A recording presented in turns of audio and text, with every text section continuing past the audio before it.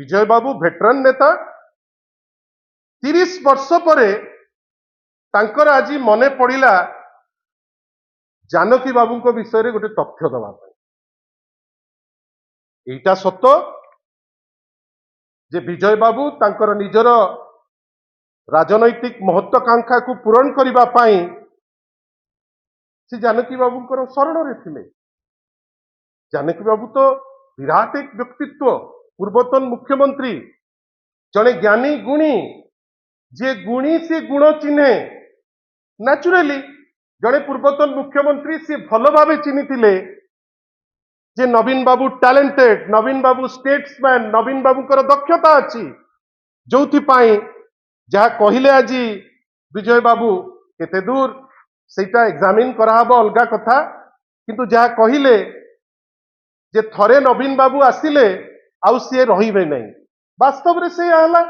थरे नवीन बाबू आसिले जानकी बाबू ता परे आउ रहिले नहीं, किंबा विजय बाबू भी आउ रहिले नहीं। विजय बाबू को एबे टिके बाधुथिबो कहीं बहुत अक्लांत परिश्रम करथिले 95 मसीह पूरा लगी पड़िथिले जे केमिति विजू बाबू को विभिन्न जगार पैरेलल सीट रे कैंडिडेट ठिया करैकरी जनता दलर प्रार्थी जो माने थिले तांकू हरैबे से उद्देश्य रे थिले।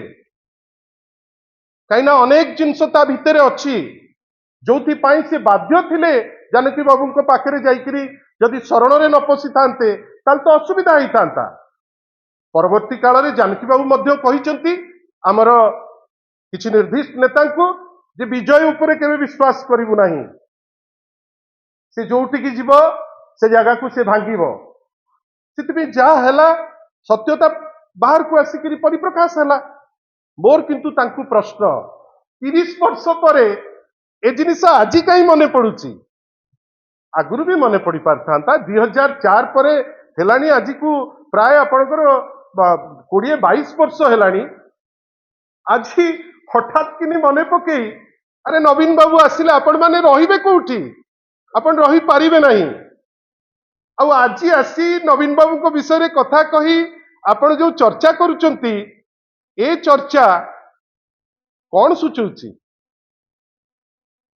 जे आपण को अंतरात्मा खाई जाउची जे मु बिजू बाबू को काहे की हरैबा पाई सेतो बळे चेष्टा करथिली, मु जनता दल को काहे की सेतो बळे भांगीबा को चेष्टा करथिली। विभिन्न समय रे मु काहे की सीधा बाटो नै करी जाई पारो नथिली। वास्तव रे से जिनसटा मानंती गोटे परे गोटे सत्य मानुचंती। किछि दिन तळे जेतबेले तांको पुओ को बहिष्कार करा जाइथिला सी कारण खोजुथिले, से दिन भी विजय बाबू कारणटा बतैथिले जे 3 मास 4 मास अक्लांत परिश्रम करी से जण को भारतीय जनता पार्टी रो जणे प्रार्थी को जे इंडिपेंडेंट ठिया आइथिले तांको जितेबा पे लागिथिले। से सत्यता पदारे पड़ला, समस्त जानले जे काहे की सस्पेंड हेतिले किए कोन हेतिला। आज मध्य से 30 वर्ष तळे से जो पाप करिथिले से पापटी को आज तांकर अंतरात्मा कांदीची, जोथि पाई से आज तांकर श्राद्ध दिवस रे से अनुतप्त होई ए जिनसटी कहिसंती। किंतु एथिरे मन दुख करिवार नाही, जहार गुण थिबो से निश्चित भावे आगु को जीवो। नवीन बाबूंकर गुण थिला, से 24 वर्ष लोकन को आशीर्वाद पाइले, शासन रो बागडोर धरतिले, ता परे मध्य विरोधी दलर नेता हिसाब रे आपण एइट देखंतु एमान तो समस्त थिले, केही तो काई पदे कहि पार नथिले। किंतु नवीन बाबूंकर से गट्स अछि जेतबेले महिला संरक्षण बिल कथा उठिला सेतबेले डिलिमिटेशन सांगरे जो छद्मवेशी बिल आसला ता विषय रे जदि एकमात्र एलओपी सारा देश रे निजर राज्यर कथा उठैथिले इट इज नवीन पटनायक।